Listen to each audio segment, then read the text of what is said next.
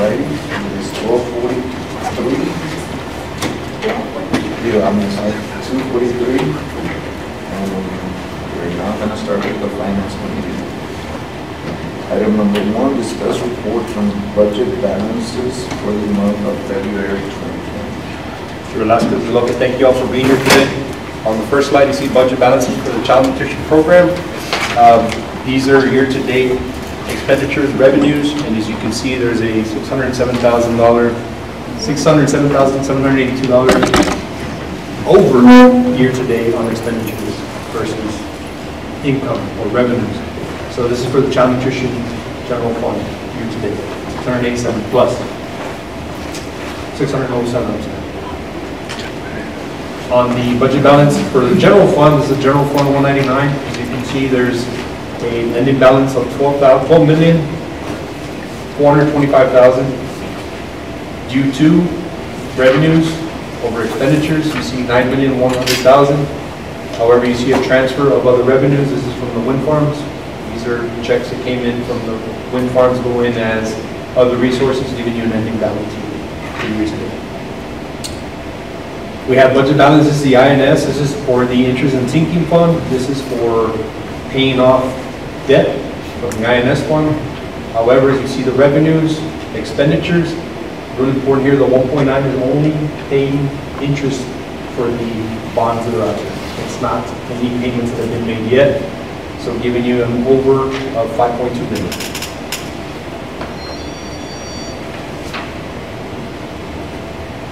Any questions?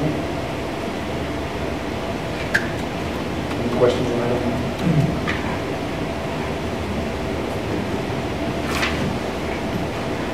Okay, item number 2, discuss report on tax collection for the month of February. For tax collections, as you can see, you have the M&O and INS. Year-to-date collected is 2.1.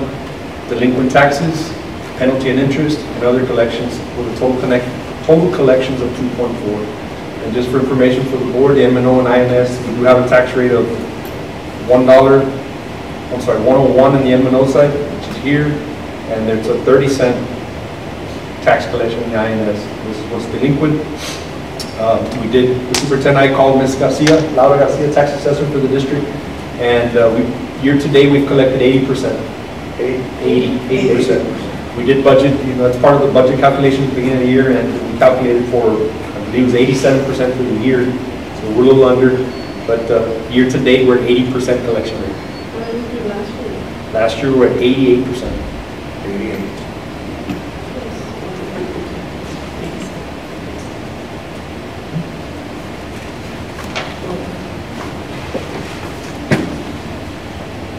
Item number 3, discuss report on the monthly check register for the month of February. Attached in your packet, I believe it's, well, they're not numbered, but on item 3 on your packet, there's a list of the check registry. I believe it's 5 pages long. I don't know if you want a few minutes to look at it. If you have any questions, hopefully we can answer them.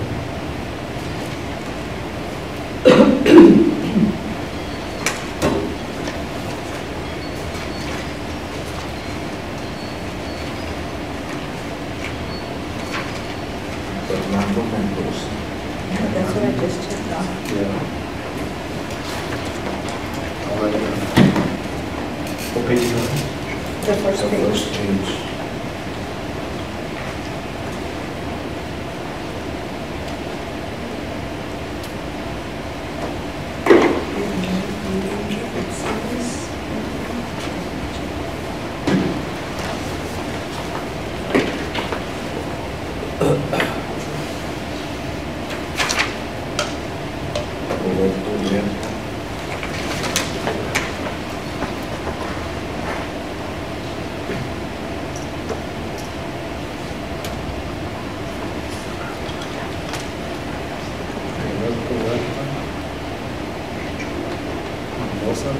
Fernando Huerta.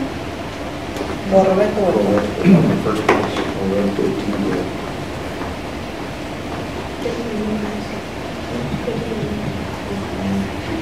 I can reach answers on that. I'm writing them down wherever you have questions. Chenency.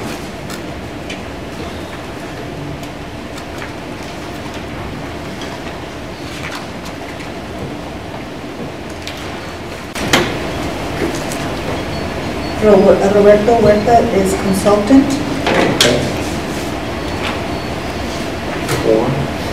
That's what it.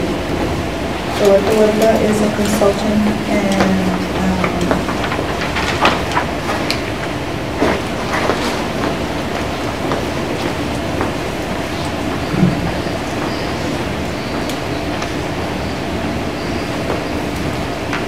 special ed. Special. Yes.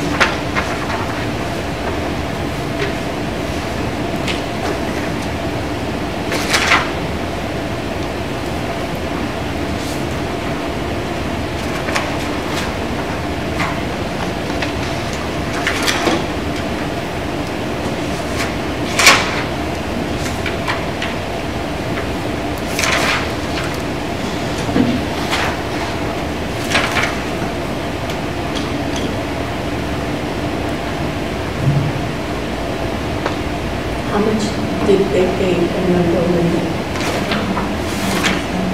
was a consultant? 10. Does he bring a bill for anything? 10,000.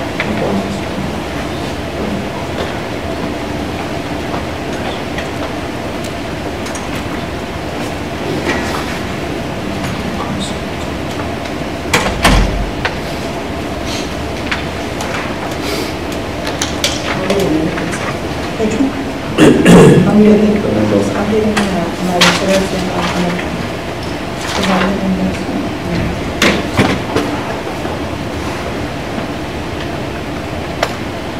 Any other one?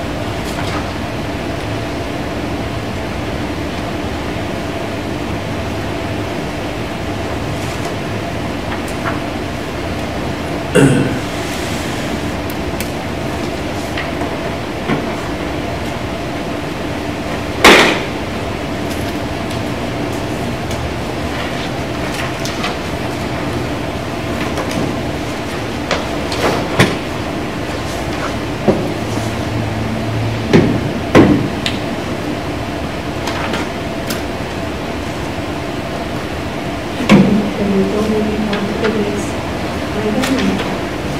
Are you done going through? Okay. I'll get you there.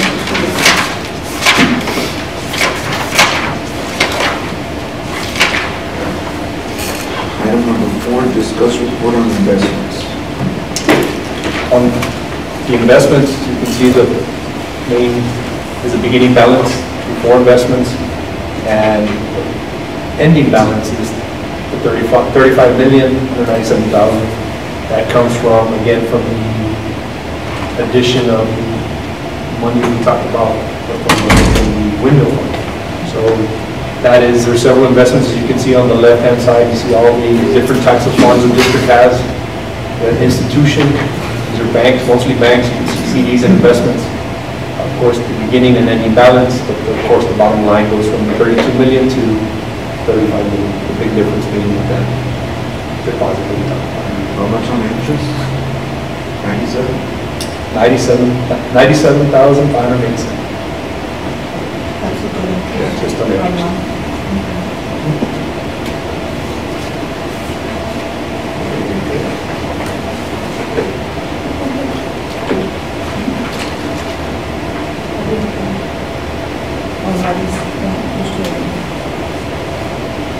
Item number 5, discuss district staffing data counts for the month of February. Yes, sir, the important number here is that we're at 1935 59 employees down in comparison to last year at this time. Wish we could have a breakdown on the types and salaries of these employees, but if we just do simple math, let's say it's a median salary for a paraprofessional, say 20,000, we're getting 1.2 million. Just with that, being very conservative. So that's kudos to superintendent and CFO for trying to keep this number as we finish the year, trying to finish out the year without damaging the kids to instruction. So we do need custodians or teachers, whatever it is that we need, we're trying to fill those in, and whatever we don't, we're trying to hold back by attrition. And please keep in mind that long, extensive dialogues go on before we replace anyone. Dr. Salinas is very instrumental when it comes to campus personnel. We have been able to increase in certain campuses due to the interest of their performance, to provide more support. But nonetheless, these personnel that we've reduced has been because they've left, and we have not replaced those individuals. It hasn't really been any. No, because we were overstaffed in many areas, and so that is helping us, because we have to remember that we've lost over 600 kids to the IDEA school without replacing or reducing staff. So all this time we've kept all our employees, and unfortunately, we have to stick with the attrition here to be able to try to balance our budget. So I think it's a progress, it's a huge progress, but again, federal programs is being very resourceful in helping out at the very beginning, providing us slots for support staff, and it's really worked out. So we will do whatever it takes to make sure that the resources are still available at the campus level. So I think we're doing great. There's a lot more work to be done. But as we all know, salaries is the number one. I believe that 98% of our budget, is it 98? 80 something, 89% of our budget goes to salaries. So it's a large number. Should be around 80. It should be 80. Best practice 80. 80%? That'd be the target. That should be our target. So we're working on it.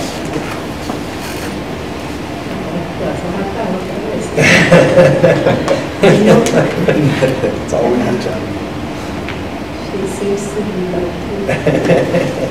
No, but we brought back another idea that hopefully, that we can implement, and we'll, present it to you all to see if that's something it will help us. And I think we can, try to bring some good knowledge back. We have a lot of retired individuals that can already teach after their 5-year commitment with whatever incentive program they took, where we could possibly hire them for 4 hours and, take a few schedules. That's what they like. Right. They don't want to come full-time. Right. And then let's say that we have a 6-period section. Well, a retired teacher could do 3 periods in the morning, and then another retired teacher do the other 3 periods in the afternoon, servicing different children. It doesn't impact their TRS, and it doesn't impact the district or the employee to pay TRS surge charge, and it helps our district as well. So that's an initiative that at one of the trainings that we went to, that they talked to us about, How different ways important of. those workshops and conferences are. On the next staffing, we do have the overtime expense under staffing. So under the overtime, you see January compared to last year, there's a savings of $18,000 from last year. And we do see a spike in January. I don't know if it's a long month or whatever the reason is. There's a lot of activities going on, we have sports going on, and all these things going on. So from last year, there was a savings of $18,000, and as you can see, the year-to-date total, $200,000. So I could easily 4 full-time teachers right there this year, just by cutting out overtime. So, little savings that help drop in the bucket. Eventually the bucket gets full. So substitute expense also under staffing, again, another savings of $21,000 compared to January. And of course, year to date, $135,574. Another big saving there on the substitute expense. There's been constant communication with the superintendent and her principals, trying to help out, helping with kids, people filling in. I know federal government helps us a lot with tutors, so they're helping out tremendously. So it's just a big team effort, and that's the end result on 1 month.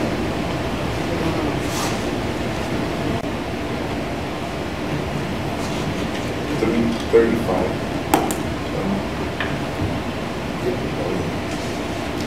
Yes, sir. That's it for item number 6, discuss tax refunds for the month of February 2020. So with tax refunds, what we have is $12,874, and going back with the tax assessor collector, these are due to people filing homestead exemption, or filing the 65 and over, or variations in the appraisal district. So we have a total of $12,870 for the month out there.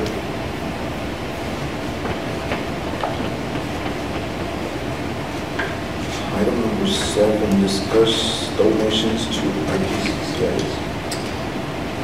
You have Mr. Hector Garcia for Rio Grande City High School, Ms. Becky Garza for Rio Grande City High School, Zelda Alvarez, Rio Grande City High School, Saul Garcia, Rio Grande City High School, and Anonymous, Rio Grande City High School. Total donations for the month of February, $275.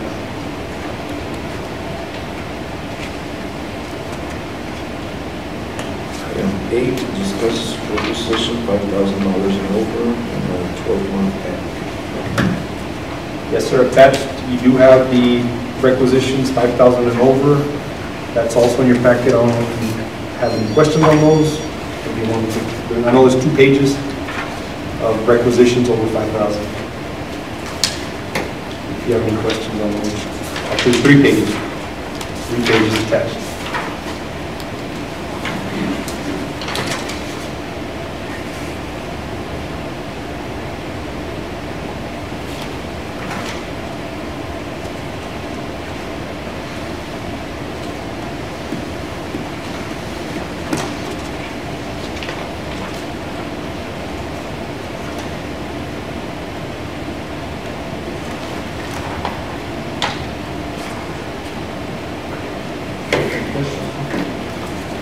Fernando Mendoza, so there were 2 vehicles, used vehicles that were purchased for the maintenance department.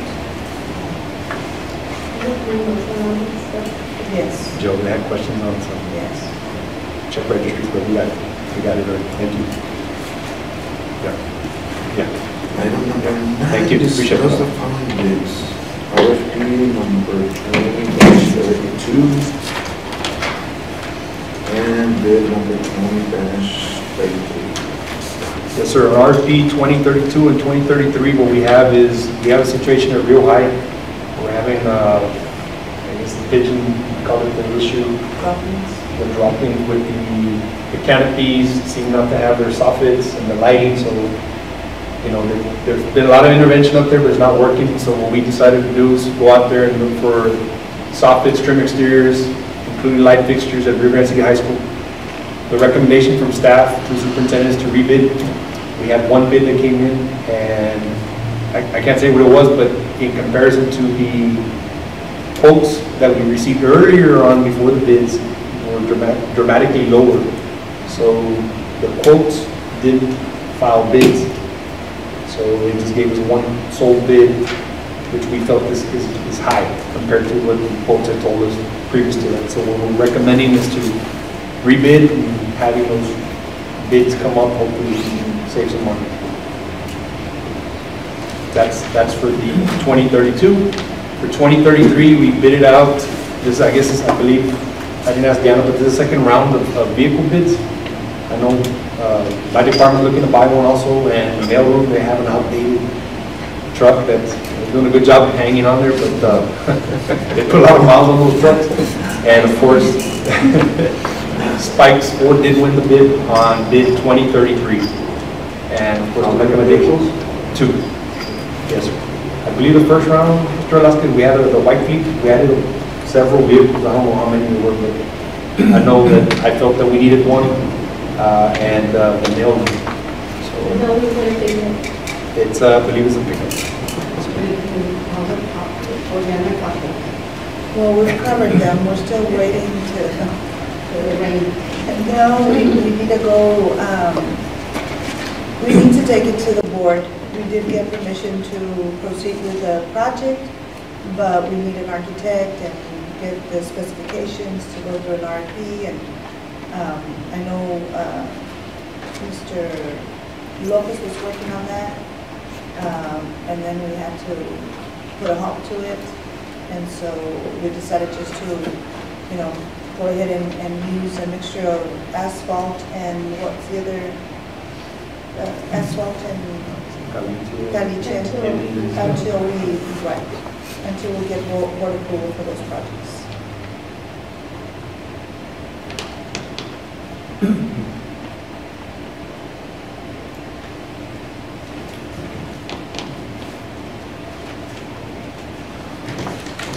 Item number 10, discuss E-rate year 23 category 1 services. RFP number 20-30. That is the same item that was presented at the first board meeting at 1 o'clock. Basically, it was a miscalculation of days on the RFP for advertisement. It was the same item that was presented to the board in February. We're bringing it up again for approval in March, I'm sorry, at the Wednesday's board meeting. As RFP 20-34. In February it was 20-30. We had to re-advertise again for 28 full days. That's why the board meeting is being held on Wednesday. Thank you for extending it. But it's the same RFP.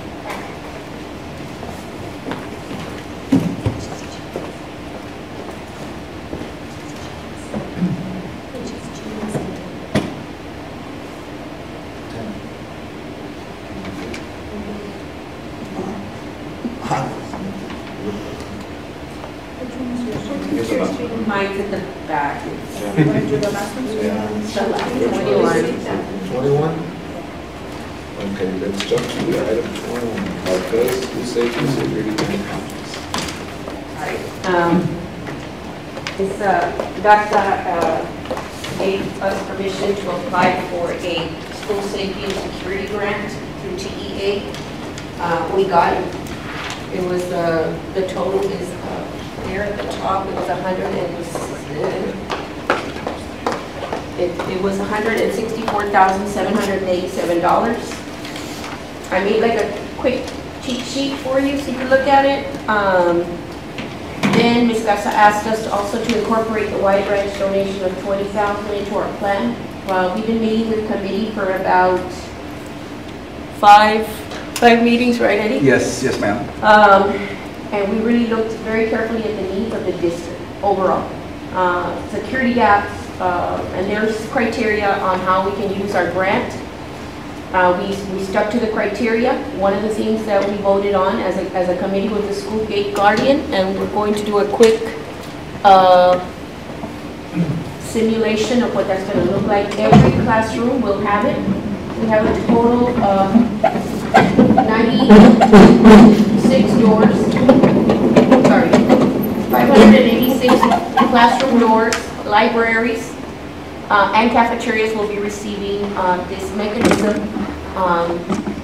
for a possible active shooter that comes onto campus.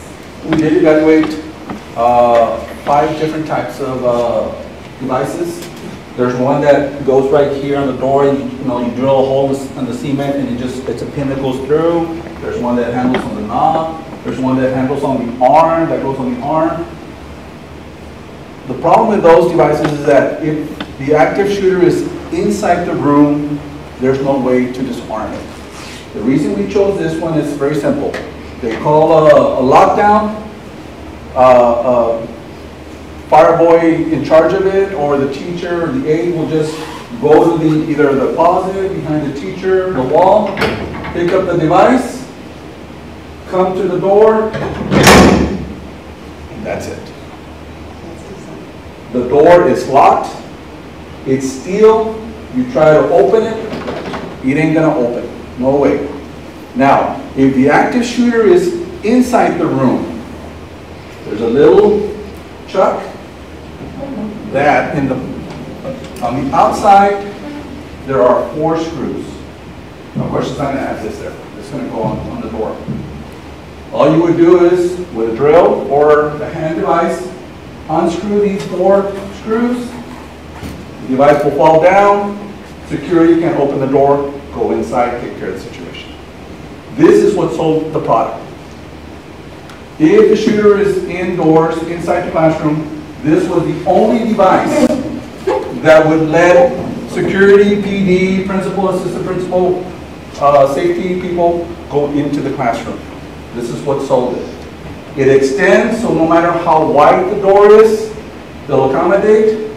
If there's a window here and you break it and you put your hand in and you try to lift it, it ain't gonna lift. There's a little pin down here that you press. It's right here. You press it up and you unlock it. It's that simple. Put it back. Guaranteed to withstand, I'm trying to remember, the 1,200 square pounds per inch or something like that. There's no way you can get it. There's no way this bar will bend. That's why we decided to go with it. We're purchasing 500 and some, 586 units to cover every single classroom door in the elementaries. Just the elementaries this year. Hopefully next year we get it again, or we get additional funds and we're able to do the secondaries. So this is just one of the projects listed in this safety grant. This is going to cost us $75,078. It's your grant. It's a grant. The other stuff, the other things that we want to buy is they make magnetic security door mechanism that goes in every exit and entry door on all the elementary campuses. In order for you to go in, you need to either have a code, a card, or a key fob. It's like a little beeper, like a little magnet.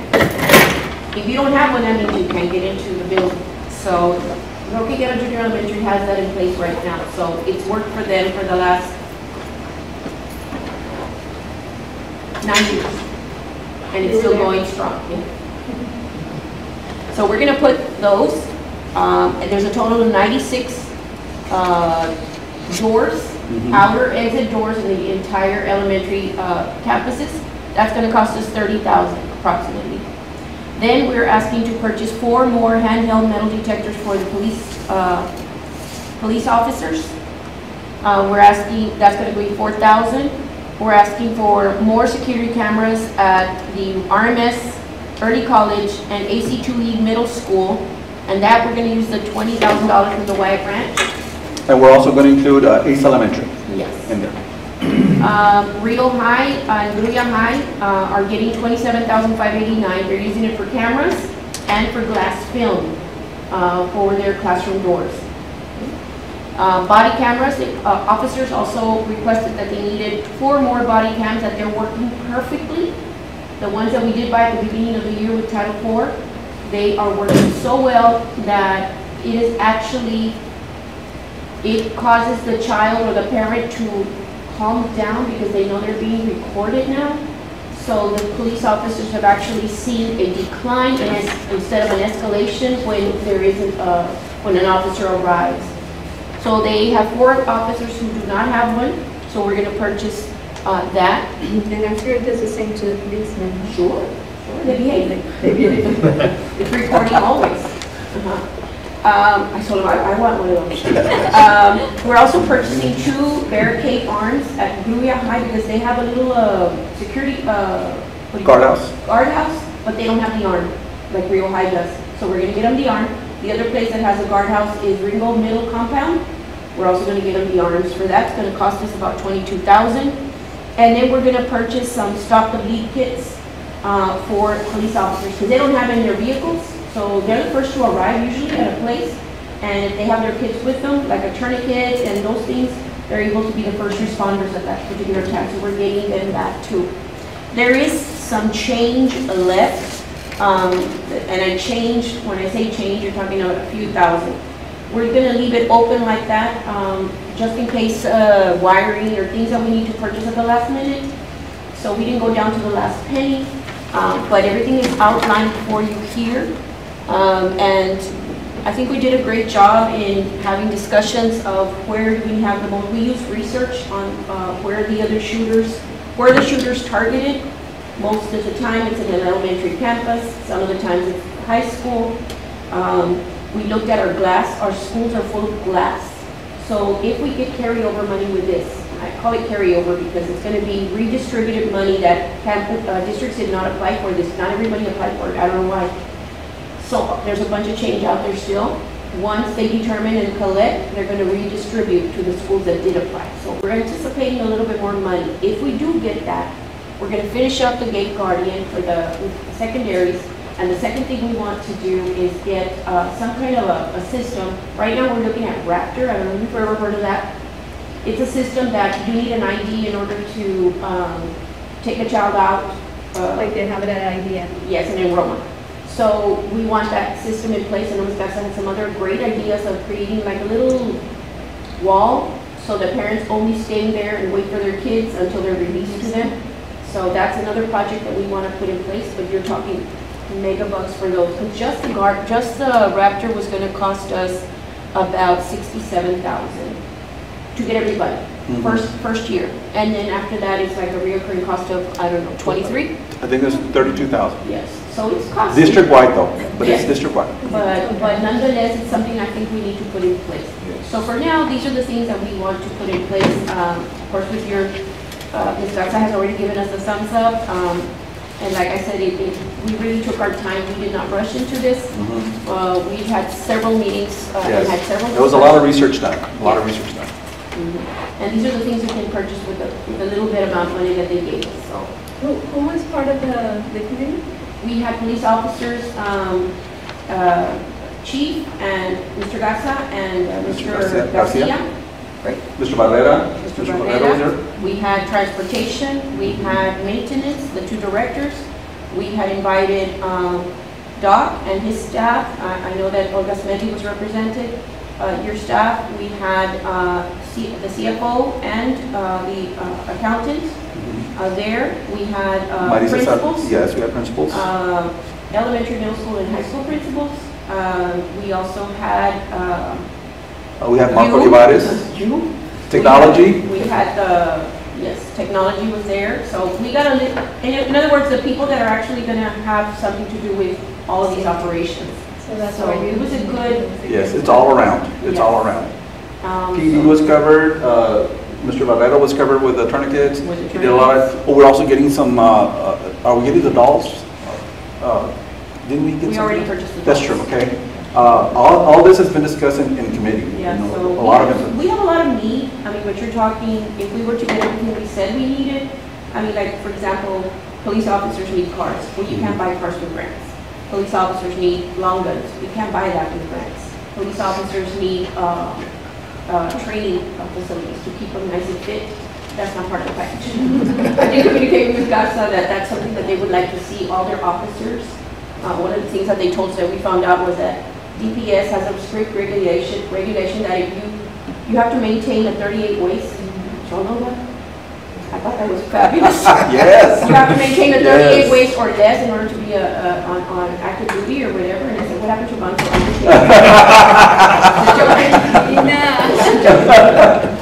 He's grandfather, I think. But yeah, so but the police officers, the reason they say that is because they held a mock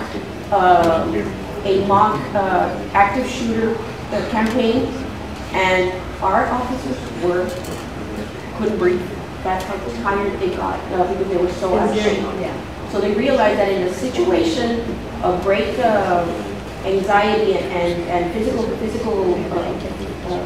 exertion, because they're not fit. So they want to figure out. So I said, well, we can't do that. And so there's a lot of need. There's certain things we just cannot do. So, but basically, I think. Yeah, but if it's not written in their contract, They've told us like the weight room, we have 3 weight rooms at the high school. They're beautiful. They're beautiful exercise places, but if it's not in their contract, they ain't going. They ain't going, and they're, you know, the donut place is a lot. I'm kidding. But there is a lot of need out there, and we're hoping as soon as we get the other money, I know we're going to get some more. We'll do a second plan, and we'll present it to you guys. I know Marco Olivares just turned in a grant, I think, for about $298,000. But that's just for Rio High. Just for Rio High School. He's very, very good at what he does, and he's fighting for more. We're gonna do that. We're gonna have Rio High School also apply. Yeah. And so there is money for cops, for a police force. It's called the Cops Grant. Yes. And there you can buy vehicles, you can buy long guns, you can buy several things. Hugo Garcia is looking into that one. So they're looking into it now. They're getting excited because we're moving the district forward and being preventive instead of reactive. This got the ball started. This got the ball rolling. Because I'm sure they always felt like they don't care. We also wanted to, probably under other, mention that we would like the board's blessing to contract an outside grant writer, because with House Bill 3, there's so much grant writing to be done with all these, everything that we apply for and monies that are available through the agency and outside the agency requires grant writing. And we don't have the personnel to just dedicate themselves to that. And we have it's like Rutledge, I think. Like in my case, I do 9 grants, but that's all federal, right? But there's these grants that are coming directly, either they're state funded, some of them, and some of them are Discretionary national and then funded. competitive grants. But you're talking about a very different type of writing, you know, than what I. And it's almost guaranteed monies. It's It's guaranteed. almost guaranteed monies. So we're very You need somebody happy, to write it. very proud that our team got it together and we got this money. It's just, I don't think we need to approve, I'm just reporting Right. what we're gonna do with the money that we It's just giving you information. Information item. It's great. Okay, but going back to the grant writer, is it something you're going to open up as a position? No. We were going to present to you under other than we would like permission to contract, what's his name? Hollis Rutledge. He's done grant writing for the city, for the county, I believe also. He is the gentleman who wrote the grant for the ACE program under Adelina's supervision. He knows our demographics and he knows everything. He knows everything. He is a well-established, well-known grant writer, and it'll be on a need basis. So we were going to present to the board and ask permission. Because you can actually pay someone for, like, when you write it in the grant, you can say so much for the actual Grant writer. writing. So it doesn't have to come out of the district, it can actually come out of the actual. Does it have to be board approved? I'm not sure. Does it have to be board approved, the grant writer? Yes. It's professional service, but it's on the rules right now. But yeah, Oh, for sure.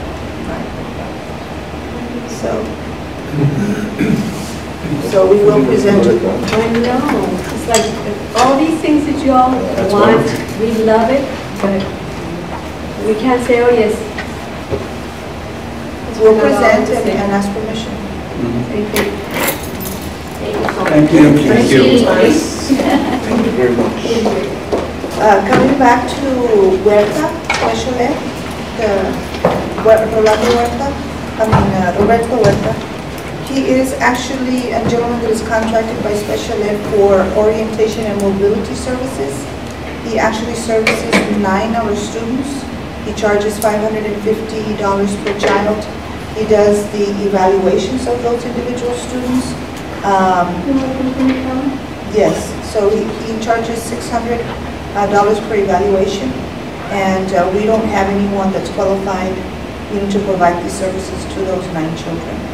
And during the year, $95 per half hour for formal and informal staff meetings. Come in service our environment. And in the summer, he charges $95 an hour, again, to in-service teachers on ARDs for the specialized students. So that was that payment for that. Wonder we did not recognize me. Right. We still have a long Nos quedamos 11, right? 11. 11. Item 11, discuss application of Beta Solar LLC for an appraised value limitation on qualified property.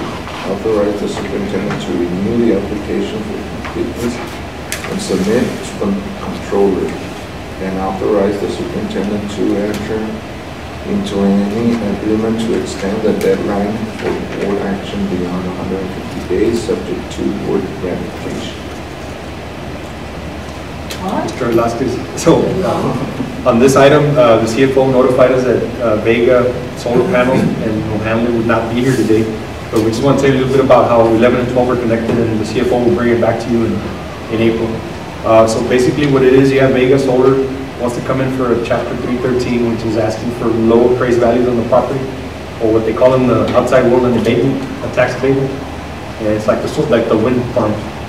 And what item 11 is that Vega is asking, the solar panel is asking for that low appraised value that's in district property.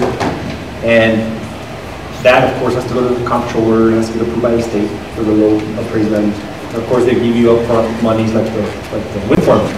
On item 12, what we're asking, the superintendent will be asking, was to have our consultants help us through the process, which is O'Hanlon, and that would be our attorney, and Mo Casey would be the financial So consultants. with this, we will get monies? Yes. Like, and are these the solar panels that they have on the ground? I believe so. I know I've seen up north in 75. I know there's at least 20-acre plot that I saw. It's past, not Encino, but before Encino, to the south side where the curve used to be. There's a property at La Tacubaya, exactly, La Tacubaya. It's huge, and they're all We have solar all that panels. land by it, so, you know? Sí, there's 100 acres. Solar panels. I don't know exactly where, Yeah. you know, where these panels are, or have they been installed? No, I think they want to ask to come Just into the initiate. district. Okay. They can install. Right, to start the process of getting the tax abatement. Well, I shouldn't say abatement, the district can't get an abatement, but the chapter 313, which is to lower the So value it of the says to property. renew the application. Renew the application completeness and submit to the controllers. Yes. So obviously there's an application in place. Lease or some, those 100 acres. No? Okay, They look for a big space. Mhm. There's no use for this Yeah, one little, like, that's a lot of property, yeah. And I know they're going to be here to present Vega, the Hamlin, and Do you know if there's other school districts that have gone through this? That Well, have this? the that Tacubaya. you I'm assuming this Lopez Tacubaya would be San Isidro district, ¿verdad? So can- I'm Just so you assuming, can get information Sure. and you have that in case sure. any of us have. I'm sure Anita has all the answers for you for the day of the, well, we won't be able to present it this time around, but for May, she'll have all that documentation for you and we'll have those answers for you. You know, so we'll ask her if she's done some research For us. for us. Right. And the good thing on item 12, the consultant to the district would be $37,500 each, but Vega would pay that.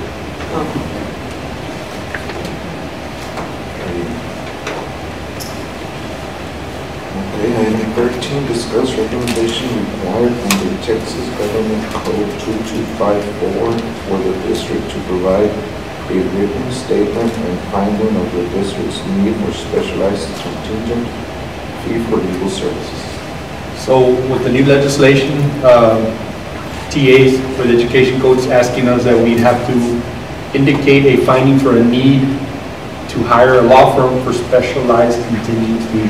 So we do have, and it would be Lineberger. So with that being said, we have to declare that there is a need for the district to hire a law firm specialized contingent to do so. That's what TA is saying now. When you do that, you have to declare that there's, and focus on that, yes. So we do have Lineberger And with that being said, we have to come to the board and as per TA and state that there is a need for specialized contingent fees to use it. Make a declaration.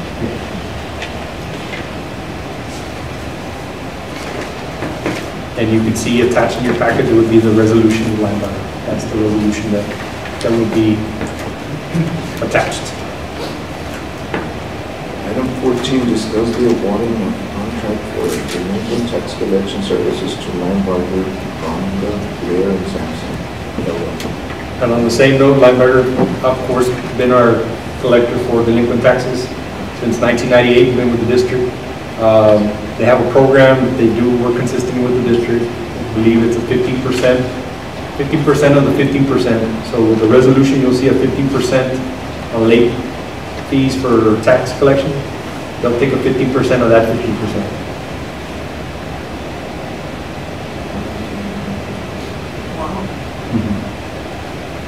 So really, their fees coming from the delinquent tax collection. So this contract is for a year? It's a 3-year contract. Good question, sir. 3-year contract. I don't know what's the year. I have on my notes. Yes, 3 years. 3 years. 3-year contract.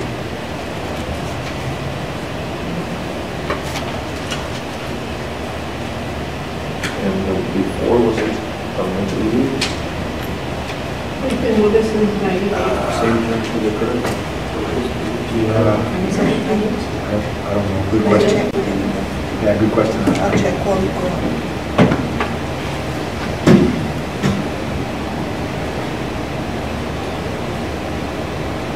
Or why 3 years? I know that of course, they're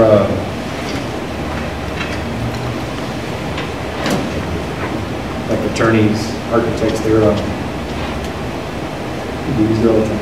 The services, professional services. You don't have to do procurement process, you don't have to do any of that. So we're choosing for these reasons, but the good question about the 3 years, why the 3-year term? Interesting.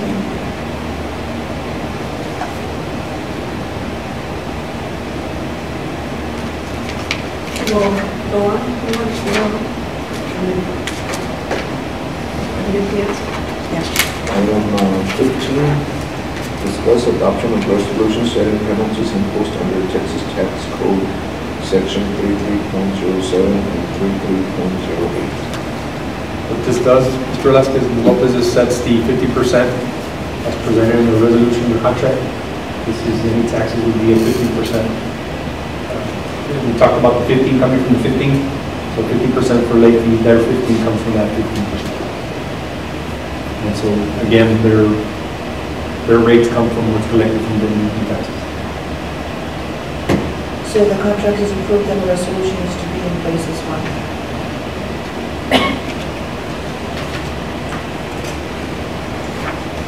Item 16, discuss agreement with Starr County Election Administration to perform election services for the bond election to be held on May 2nd, 2020.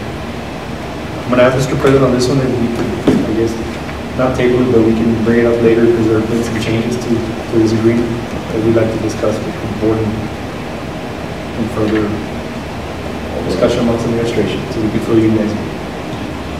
Item 17, discuss and adopting resolution to change RGCCISD fiscal year. Let's try it again. I'm going to go to the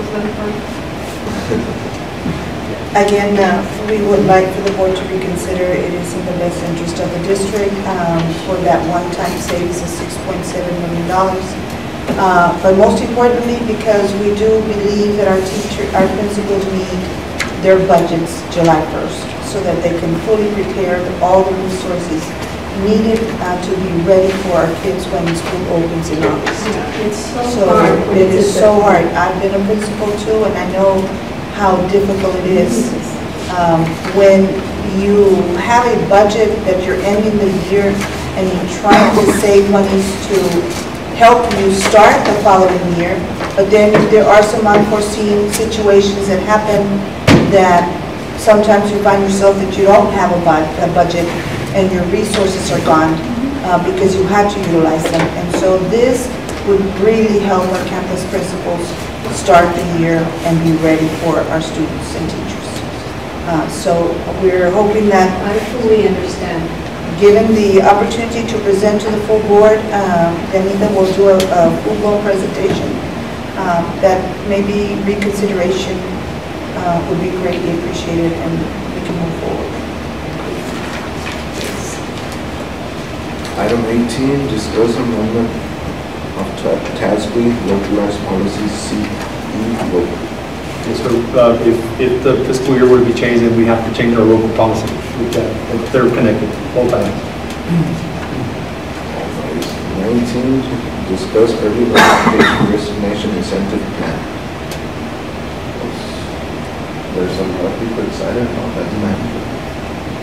It would be in the best interest of the district, as we have shown in the status of our budget balances and the numbers of overstaff, the amount of money we're spending on overtime, the need to find a solution to balance our budget is a need, and this program could possibly provide us an opportunity to attain a closer gauge of a lesser deficit, or perhaps balance the budget. So I think it would be in the best interest of the district to start the process of surveying. We're not saying we're going to do it. What we're asking is permission to conduct the survey and find out after the survey is done whether or not it's in the best interest of the district. That's what I was going to ask you, because I know it was the survey, but I didn't see it. It's on the decision-making form. It says, I'm respectfully seeking approval to initiate a survey. Oh, okay. It's on there. Because I knew it was a survey. I know that you weren't asking to give us a plan yet. I was going to see if it was feasible, if it was something that could happen, that if it was good for the district, then go give us that information. The only caveat to this is local, if approved, the timelines have to be crunched a little bit. So just to give, TRS, if they retire, we're not asking them to retire, but they do have that timeline. So we would have to go fast on it. Very good. Item 20, discuss STAR super teacher attendance reward. Here, sir, discusses would like to have an incentive, even though it's March, for perfect attendance. And we brought this up at the previous board meetings. What we're asking is, since we are March, start the deadline and then prorate the $500 into the amount of days. I know that someone was speaking about that in the past it used to help, and that it was really good. I mean, they really liked it, but it would be good to bring it back. And again, I emphasize that this is not additional monies that we're spending on this program. It's money that's already being spent on substitutes to cover the classroom of the teacher who's absent. So it's an incentive program to entice teachers to be careful with their days and actually be present in the classroom to deliver the instruction. Much better. And so, we always ask, well, why not all employees? Well, because we don't call a substitute for all employees. We only call substitutes for classroom teachers, not any other employee. So basically, the district is spending this money already on having to hire someone to cover the class. And so It would just be for them. It'll just be for them. And again, we want our teachers in the classroom. And I truly believe that the amount of money we're asking is just to start off with. I would like to see in the future 1,000 and 1,000 per semester, which would be awesome. I think that if we get to that point in our budget that we balance our budget and we can afford to pay this, because we're spending $2.2 million on substitutes alone for classroom substitute. So That would be the best. I think that that would be something that, Great investment. a great do- investment. Do coaches, do they get also, If they're in the classroom instructing a classroom, yes. but not, because they don't call subs for coaches, right? Well, in elementary, do they? Well, in elementary, they do, because somebody has to conduct the PE class, and the majority of our coaches at the high schools have a class. So if they are in the classroom teaching, because I believe the coaching takes place after hours, and there are some coaches that have a first period or last period athletics period, so those would be your coaches that would apply. What I recommended to Ms. Gatsa was anybody got the teacher raising their HB3, because we do have strategists Oh, yeah. that they would qualify for, They would qualify. because they're directly somehow. But didn't the librarians and counselors get a discount? Yeah, they fell under the librarians, the counselors, and nurses. So how is that gonna, because we never get, if a counselor's out, There's no substitute for the classroom. Anybody under the HB3 teacher pay. See, it's just the teacher, that's the one who recommend, because we do have not the interventions. It was teachers, counselors, and nurses, and librarians, but it's just the teacher category. Interventions. So we'll do that. because I know we would never get substitutes when we were out. Yeah. And normally around April, May, those are the, because we saw in the survey that we had from last year's data, there was 500 and maybe 24 teachers, I can't remember the exact number, the first semester. The second semester it increased to 568 teachers. And it also increased the number of average days from 5 days to 5.6 days. So there was an increase of teachers and the average increased as well. So April, May is around the time that a lot of teachers start taking whatever days they may have in their sick bank, accumulated days, and sometimes they'll just take them because they're tired and they're exhausted. So another thing that we're gonna do, I think, that would help is that once we develop our calendar, we are going to design a calendar to where there is a staff development day every 6 weeks to help the teachers prepare for the following 6 weeks. And so I think that would help the teachers also, Yes, where they can rest at least. rest, perhaps not rest at home, but still be able to do something different and be able to be prepared for the next 6 weeks. I think that in itself, plus whatever holidays fall in these months, but design the staff development days every 6 weeks so that there's a break for them to prepare. So I think that would help to refresh. So, Because I remember the second semester was such a long, like it was so long.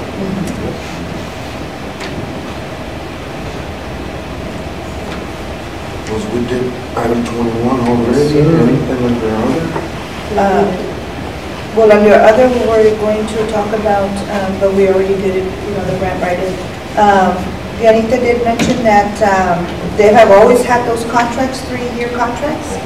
And she says we can recommend less if that's what the board desires, but that has been the customary practice, the 3-year contracts. What does she recommend, a year or on a yearly basis?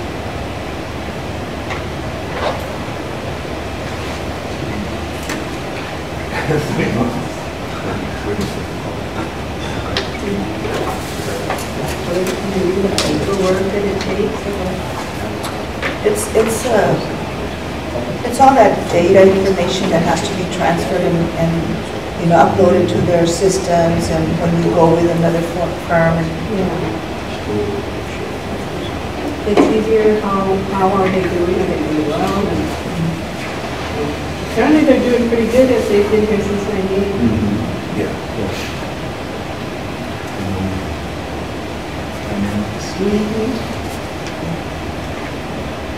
Mhm. and they get to know our community, get to know what those delinquent, taxes are, work with them, with their clients, and, try to come to some type of payment plan to help us, obtain our revenues. Concludes our presentation. Thank you all.